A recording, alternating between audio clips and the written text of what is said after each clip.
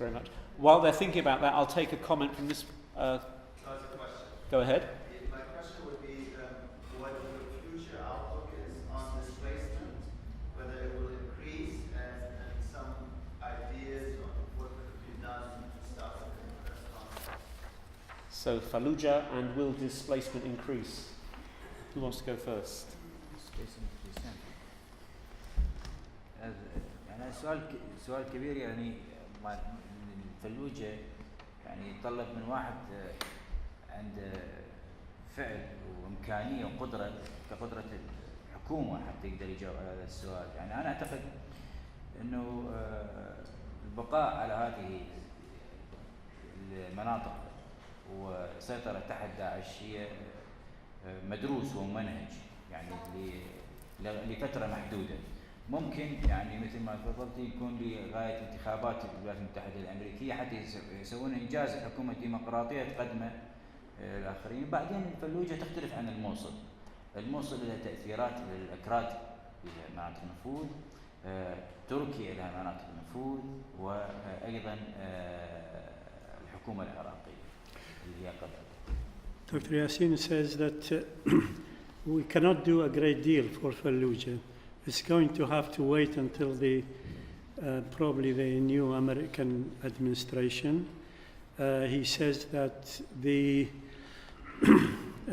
for these areas to remain under ISIS is probably deliberate for a while, and that there is a difference between Fallujah and Mosul in the sense that in Mosul there are Kurdish nationalist interests, there are Turkish interests, and there are complications they have to be resolved before a solution.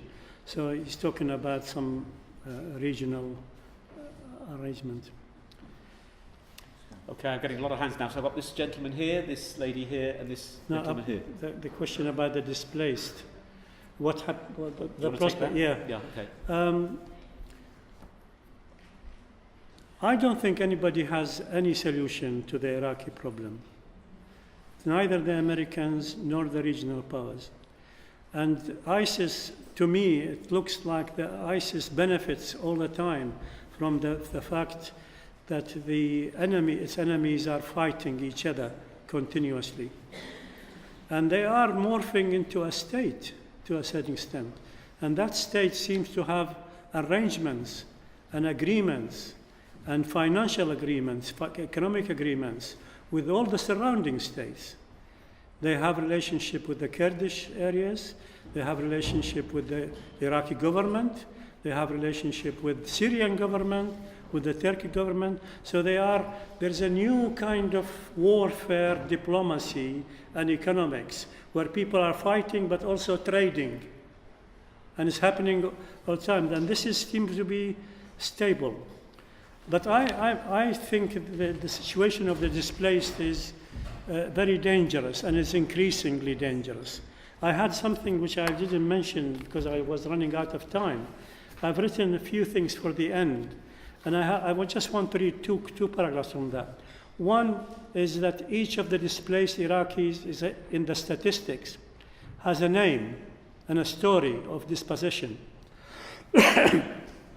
that in any civilized world will be recorded in newspapers, on the TV, in novels, in plays, and courts of justice to establish the rights and wrongs for the individual.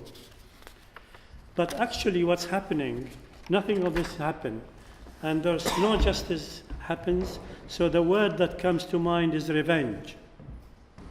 That the dispossessed, the dislocated people are going to seek revenge.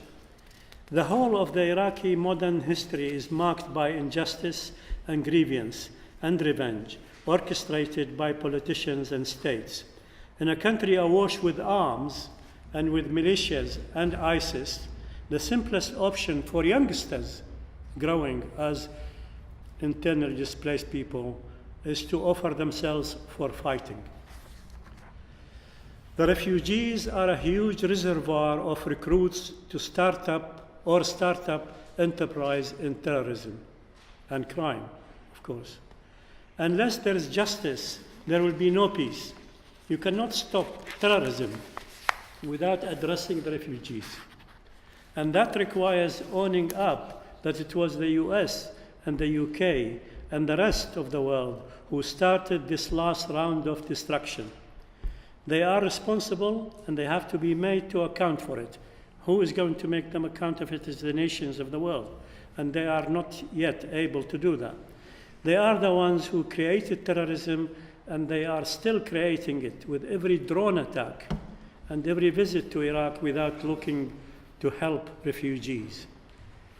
At least those stranded between the government and the ISIS troops. There are special kind of refugees which are at Bzebes, outside Baghdad, refuse to enter in Baghdad, but they cannot go back to Fallujah or Ramadi.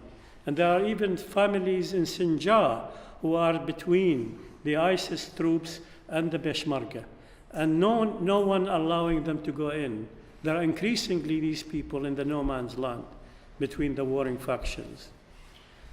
And they will end up belonging to one of them.